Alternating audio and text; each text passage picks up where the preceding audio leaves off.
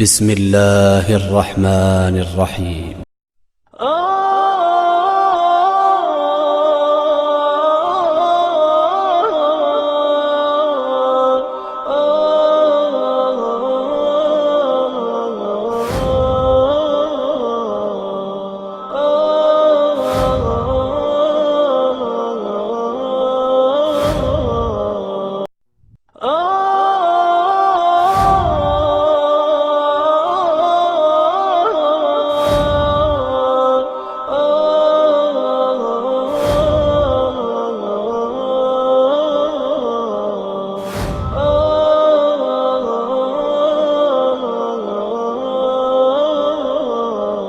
ہمارے آج کے دوسرے مہمان مقرر ہیں فضیلت الشیخ عبدالرحمن عالم خان جامعی حفظہ اللہ، جن کا عنوان ہے نکاح کے شرعی مقاصد۔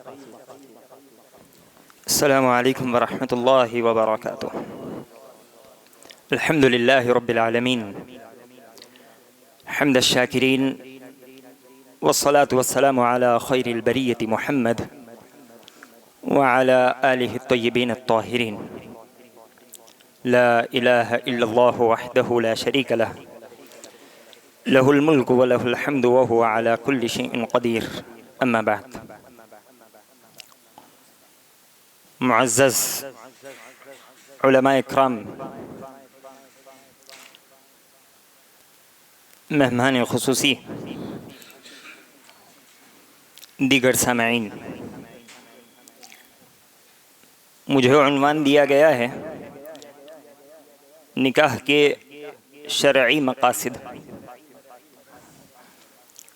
نکاح انسان کی دینی اور دنیاوی ضرورت ہے، اور اس جہاں کا سب سے پہلا رشتہ شوہر اور بیوی ہی کا رشتہ تھا، اور اللہ تبارک و تعالی نے تمام انبیاء علیہم السلام کو بیویوں اور بچوں کی نعمت سے نوازا تھا۔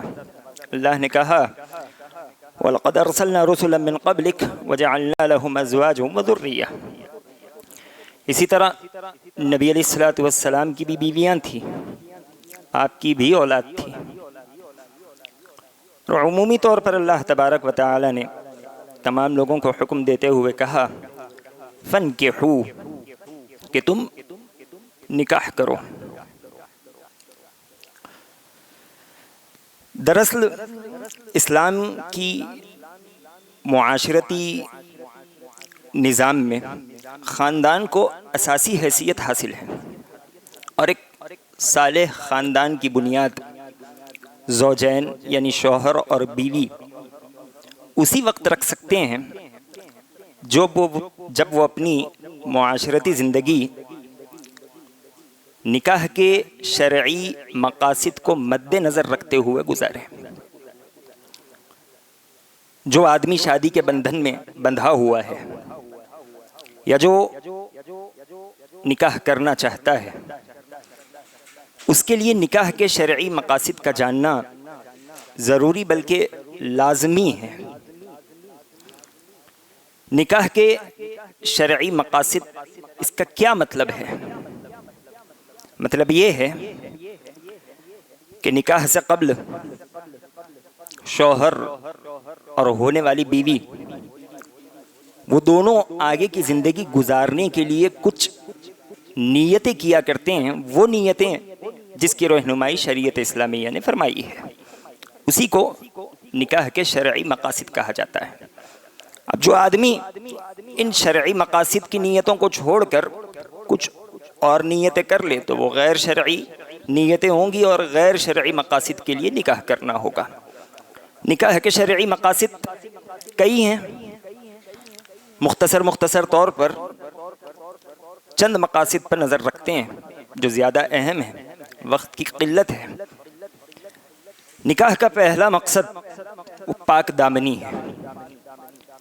نبی علیہ السلام نے کہا یا معشر الشباب من استطاع منکم الباءۃ فلیتزوج فإنہ اغض للبصر واحسن للفرج۔ اے نوجوانوں کی جماعت، تم میں سے جو کوئی قابل استطاعت ہو، استطاعت رکھتا ہو، اسے چاہیے کہ نکاح کر لے۔ اور اس نکاح کا مقصد نبی علیہ الصلوۃ والسلام نے بیان فرمایا۔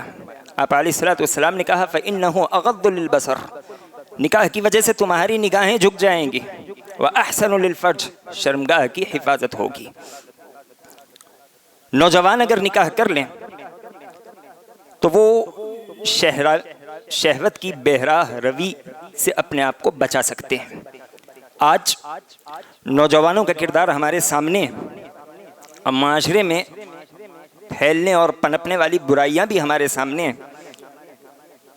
زیادہ تفصیل کی ضرورت نہیں ہے، اختصار کے ساتھ بات یہی ہے کہ شادی انسان کو پاک دامن بناتی ہے، نگاہوں کی حفاظت کرتی ہے، اسی طرح اس کی شرمگاہ کی بھی حفاظت کرتی ہے۔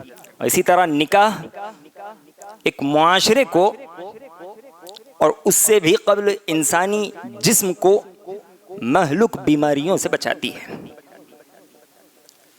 جو معاشرہ نکاح کے اس پاک رشتے کا خیال رکھتا ہے اور وقت آنے پر اپنے نوجوانوں کا نکاح کر دیا کرتا ہے، وہ معاشرہ ہلاک کرنے والی بیماریوں سے اپنے آپ کو بچاتا ہے، اور جو اس کا لحاظ نہیں رکھتا وہ ہلاک کرنے والی بیماریوں میں پڑتا چلا جاتا ہے۔ نبی علیہ الصلوۃ والسلام نے کہا اگر کوئی نوجوان تمہاری لڑکی کے لیے نکاح کا پیغام بھیجے، تم اس کے اخلاق سے اور دین سے متفق ہو، مطمئن ہو، تو تمہیں چاہیے کہ اپنی لڑکی کا نکاح اس سے کر دو۔ اگر ایسا نہ کرو تو عین ممکن ہے کہ اس زمین میں فساد پنپنے لگ جائے، اس زمین میں فتنہ ابھرنے لگ جائے، اور جب فتنہ ابھرے گا تو کیا ہوگا؟ لوگوں کی عمریں بڑھیں گی، جسم ہے اس کی بھوک ہے، فطری خواہش ہے، کہیں نہ کہیں سے تو پوری ہونی ہے، وہ غلط جگہ منہ مارنے لگ جائے گا، برائیاں جنم لے گی، لوگوں کی جرأتیں بڑھے گی، آج چھپ کر گناہ کرتا ہے، کل لوگوں کے سامنے گناہ کرے گا، اور جب لوگوں کے سامنے گناہ ہوگا، نبی علیہ الصلوۃ والسلام نے کہا لم تظہر الفاحشۃ فی قوم قط حتی یعلنوا بها الا فشا فیہم الطاعون والاوجاع التي لم تکن مضت فی اسلافہم الذین مضوا۔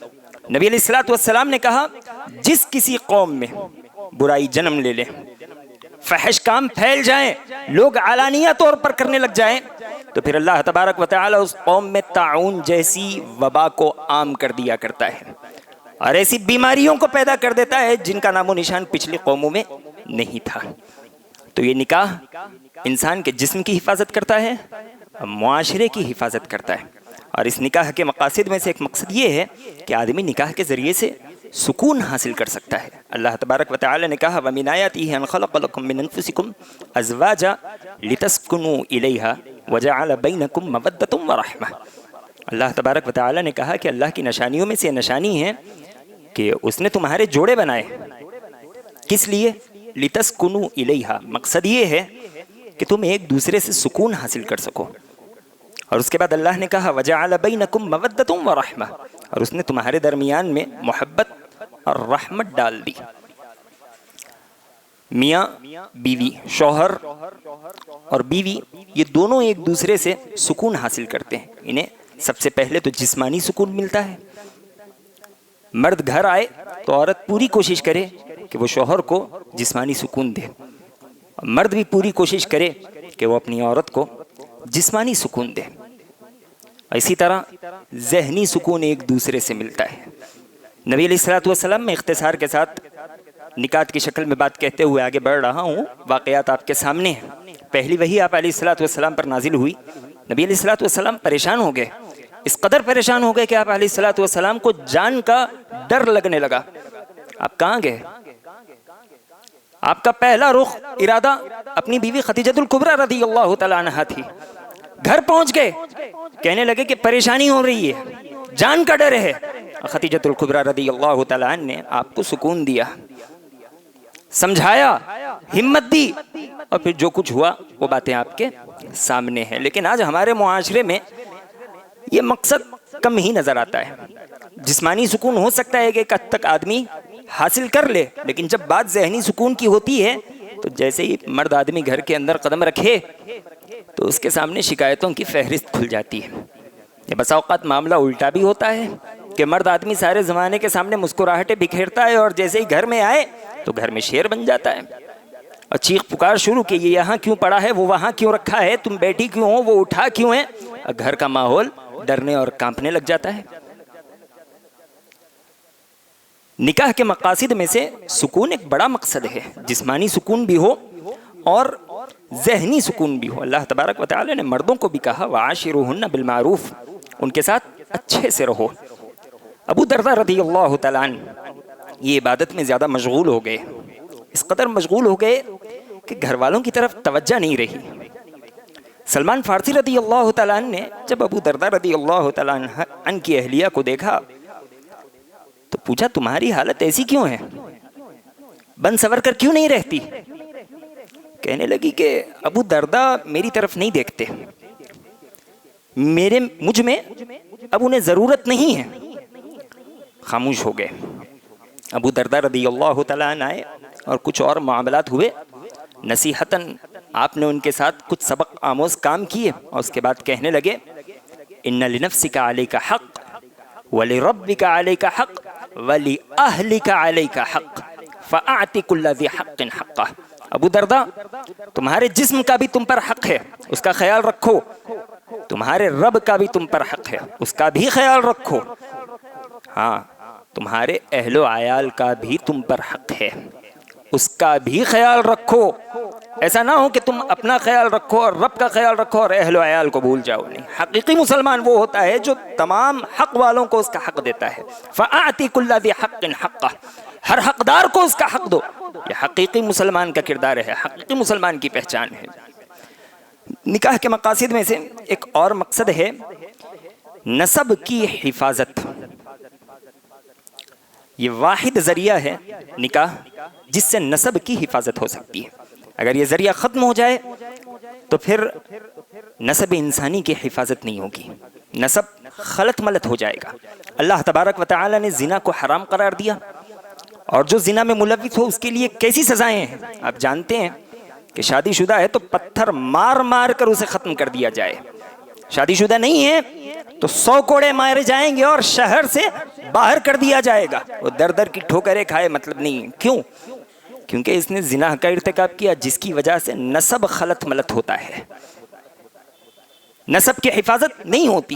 اللہ تبارک و تعالی نے عدت کے مسائل بیان کرے کہ مطلقہ کے لیے اتنی عدت ہے، خلا شدہ کے لیے اتنی عدت ہے، اور جس کا شوہر مر جائے اس کے لیے اتنی عدت ہے۔ عدت کی جو مدت اللہ تبارک و تعالی نے بیان فرمائی کس لیے ہے؟ تاکہ یہاں سے یہاں تک کی جو عدت ہے اس میں پتہ چل جائے گا کہ پہلے شوہر سے اس کے پیٹ میں کچھ ہے یا نہیں ہے تو نکاح نہیں کر سکتی، نہیں ہے تو پھر دوسرے سے نکاح کر سکتی ہے، ان دونوں کے نسب میں اختلاط نہیں ہوگا۔ نبی علیہ الصلوۃ والسلام نے غیر کی طرف اپنے نام کی نسبت کو حرام قرار دیا، کبیرہ گناہ ہے، تمہارا جو باپ ہے اسی کی طرف نسبت کرو، شریعت اسلامیہ تمہیں اجازت نہیں دیتی۔ اللہ تبارک و تعالی نے کہا ادعوہم لآبائہم هو اقسط عند اللہ، لوگوں کو باپ کے نام کے ساتھ پکارو، یہ اللہ تبارک و تعالی کے پاس زیادہ انصاف والی بات ہے۔ اولاد کو باپ کے نام سے پکارا جانا چاہیے اور یہ شرف ہمیں شریعت اسلامیہ نکاح کے ذریعے سے دیتی ہے۔ آج آپ مغربی ممالک کا جائزہ لیں، آپ کو پتہ چلے گا کہ وہاں پہ بچوں کی نسبت باپ کی طرف نہیں ہوتی، ان کی ماؤں کی طرف ہوا کرتی ہے۔ کس لیے؟ انہیں پتہ نہیں کہ اس کا باپ کون ہے۔ ایک انسان کے لیے اس سے زیادہ شرم والی بات کیا ہوگی، اس سے زیادہ بیچارگی والی بات کیا ہوگی کہ وہ اپنے باپ ہی کو نہ جانتا ہو۔ اور شریعت کی وجہ سے ہم پر یہ احسان ہے کہ کوئی ہماری نسبت غیر کی طرف کر دے، ہم اس سے لڑ پڑیں گے، لڑنے مارنے پر تل جائیں گے۔ میرا باپ کوئی اور ہے تو دوسرے کی طرف نسبت کیسے کر سکتا ہے؟ یہ اسلام کے مقاصد میں سے ایک بڑا مقصد ہے کہ شریعت اسلامیہ ہمارے نسب کی حفاظت کیا کرتی ہے۔ اور اسی طرح شریعت اسلامیہ نکاح سے ایک اور مقصد بھی ہمیں دیتی ہے، وہ مقصد ہے نیک اولاد کی طلب۔ نکاح صرف جسمانی خواہشات کے پورا کرنے کا نام نہیں ہے، یا 20-25 سال ہونے کے بعد ایک رسم پوری کرنے کا نام نہیں ہے۔ کہ 30-35 سال ہو گئے تو دوسرا نکاح نہیں، دوسرا رشتہ نہیں ملے گا لہذا ابھی کر لو، نہیں، اس کے پیچھے بڑے بڑے مقاصد ہیں۔ شریعت اسلامیہ اس نکاح سے آپ سے کئی چیزیں طلب فرماتی ہیں، اس میں ایک چیز کیا ہے کہ صالح اولاد۔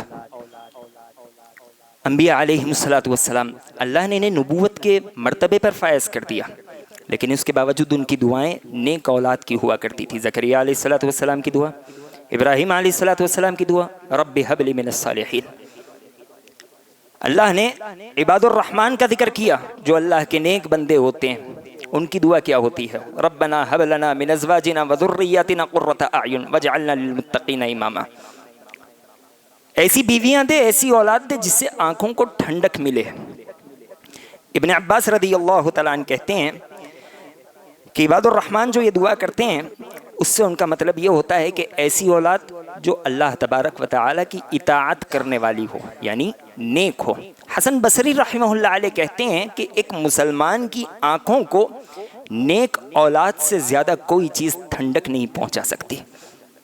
ایک مسلمان سب سے زیادہ کسی چیز سے اطمینان حاصل کر سکتا ہے تو وہ اس کی نیک اولاد ہے۔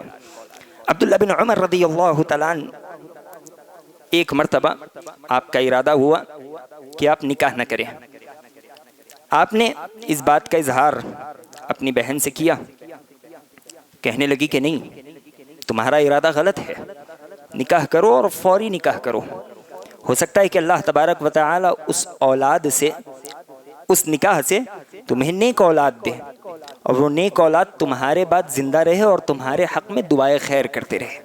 اور نبی علیہ الصلوۃ والسلام نے بھی کہا اذا مات الانسان انقطع عنہ عملہ الا من ثلاثۃ، جب انسان فوت ہو جاتا ہے تو اس کا عمل اس دنیا سے منقطع ہو جاتا ہے سوائے 3 چیزوں کے: صدقہ جاریہ، علم نافع، او ولد صالح یدعو لہ، یا وہ نیک اولاد جو اس کے حق میں دعا کرنے والی ہو۔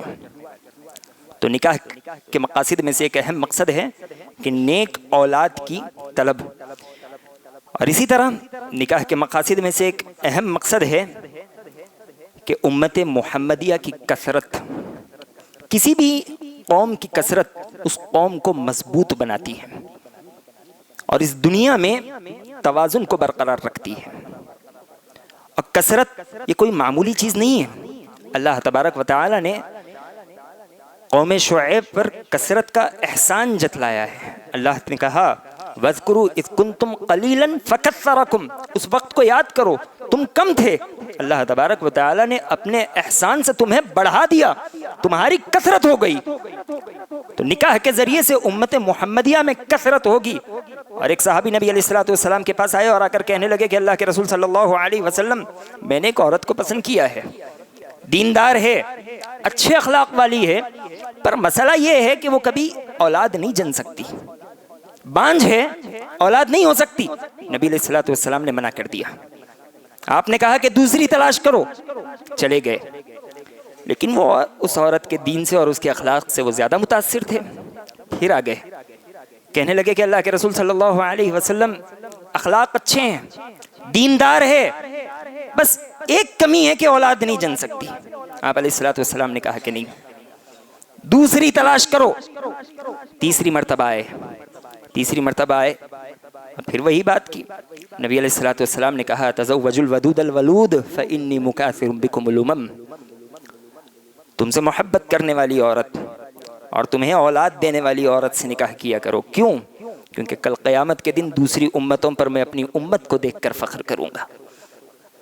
تو نکاح کے مقاصد میں سے ایک بڑا مقصد اولاد میں زیادتی کا ہے، اور اسی طرح نکاح کے مقاصد میں سے ایک اہم مقصد ہے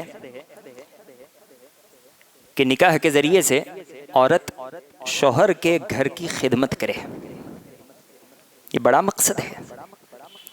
اس سلسلے میں اسماء بنت ابو بکر رضی اللہ تعالی عنہ، مسلم کی روایت ہے، آپ کہتی ہیں کہ زبیر سے میرا نکاح ہوا، زبیر کام پر چلے جاتے اور میں پیچھے گھر پر رہتی، اور مسلم کی روایت میں یہ اپنا کردار اپنے گھر میں بیان کرتی ہیں، اور اس کے کئی کام نبی علیہ الصلوۃ والسلام کے سامنے ہو رہے ہیں۔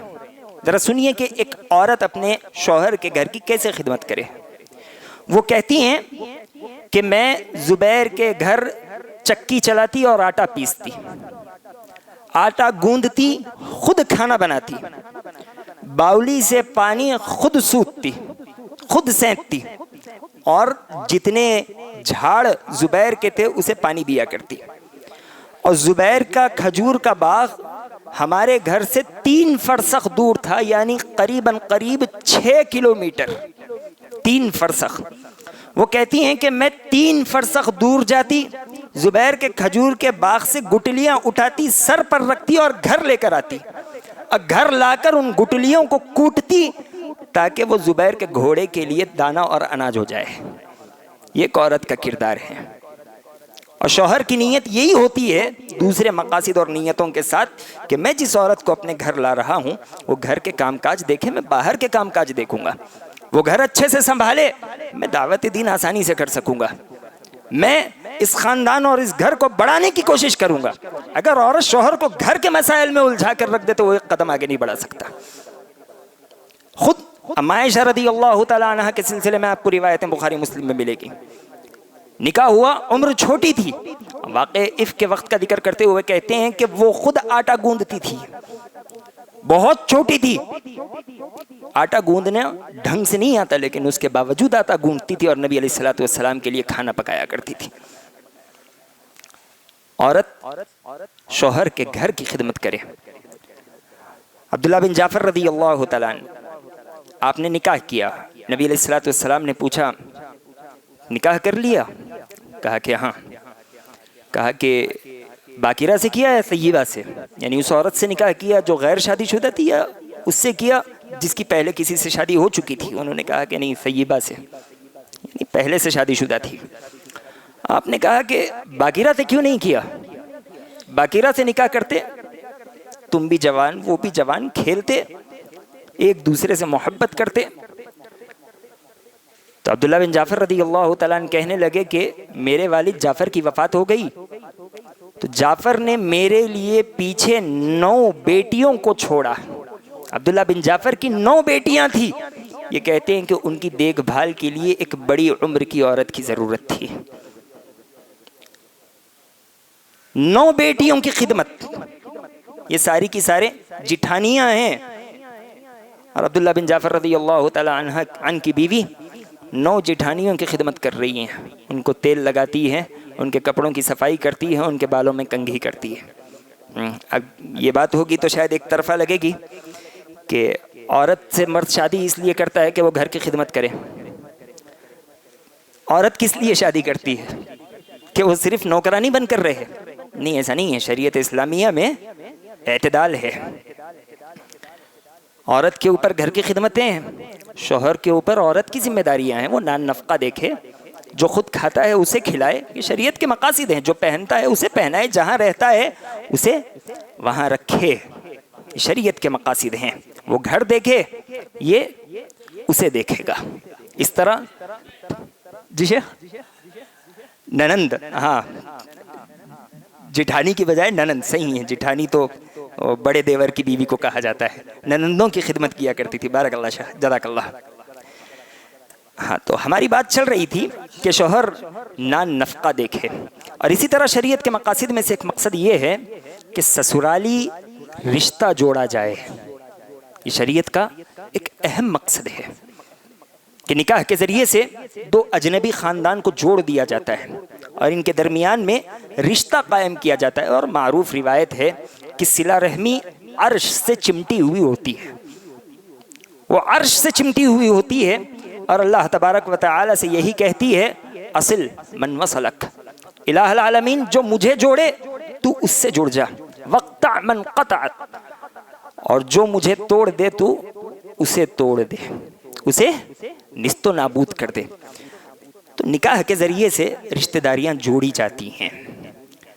نبی علیہ الصلوۃ والسلام قبیلہ بنو مستلق پر حملہ کرتے ہیں، آپ علیہ الصلوۃ والسلام جنگ جیت جاتے ہیں۔ قبیلہ بنو مستلق کے قریب 100 گھرانے نبی علیہ الصلوۃ والسلام کے یہاں قید ہو گئے۔ آپ علیہ الصلوۃ والسلام نے مدینہ کے لوگوں میں ان گھرانوں کو غلام کے طور پر تقسیم کر دیا کہ یہ گھرانہ تم رکھو، یہ تم رکھو، یہ تم رکھو، یہ تم رکھو، انہی میں جویریہ رضی اللہ تعالیٰ عنہ بھی تھیں. نبی علیہ الصلوۃ والسلام نے انہیں پسند فرمایا اور ان سے نکاح کر لیا. جب نبی علیہ الصلوۃ والسلام نے ان سے نکاح کیا تو مدینہ والوں نے دیکھا کہ قبیلہ بنو مستلق کے لوگ یہ اللہ کے نبی علیہ الصلوۃ والسلام کے سسرالی رشتہ دار ہو چکے ہیں.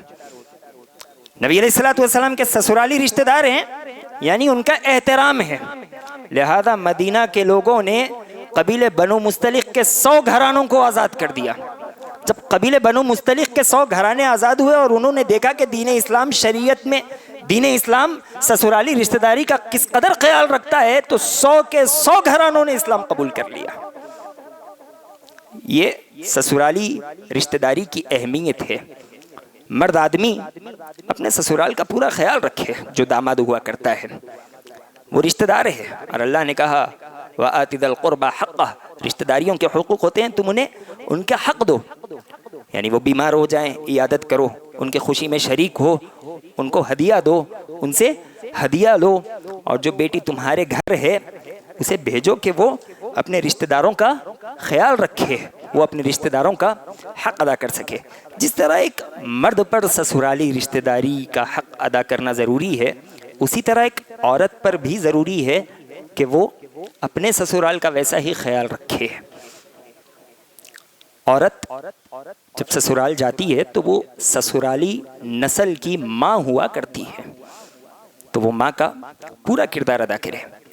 بات طول نہیں پکڑ سکتے، میرا وقت ختم ہو چکا ہے. بس ایک دو باتیں کہتے ہوئے اپنی بات کو ختم کر دوں گا. آج کل یہ بڑا مسئلہ ہمارے سامنے آ رہا ہے کہ مجھ پر تمہاری خدمت ضروری ہے، تمہارے ماں باپ کی خدمت نہیں. مجھ پر تمہاری خدمت ہے، تمہارے بھائی بہنوں کی خدمت نہیں. کچھ روایتیں ہم نے آپ کے سامنے بیان کی اور ایک دو باتیں آپ کے سامنے مزید رکھنی ہیں کہ روایتوں سے ماں باپ کی خدمت بھی ثابت ہے. ابن ابی قتادہ، ابو قتادہ رضی اللہ تعالیٰ عنہ کے بیٹے کبشہ رضی اللہ تعالیٰ عنہ ان کے نکاح میں تھی. روایت کے مطابق ابو قتادہ رضی اللہ تعالیٰ عنہ گھر آئے تو انہوں نے ان کی خدمت کرتے ہوئے ان کے لیے پانی کا لوٹا رکھ دیا.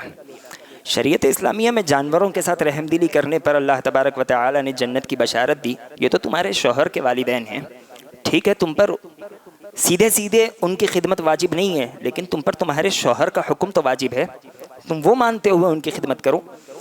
ایک مسئلہ ہمارے سامنے آیا تو شکایت شوہر کی یہ تھی کہ یہ 11 بجے تک سوتی ہے، یہ اٹھ کر صبح ناشتہ بنا کر نہیں دیتی. تو لڑکی کا بھائی کہنے لگا کہ نکاح کے اگریمنٹ میں یہ کہاں لکھا ہوا تھا کہ صبح اٹھ کر ناشتہ بنا کر دے گی.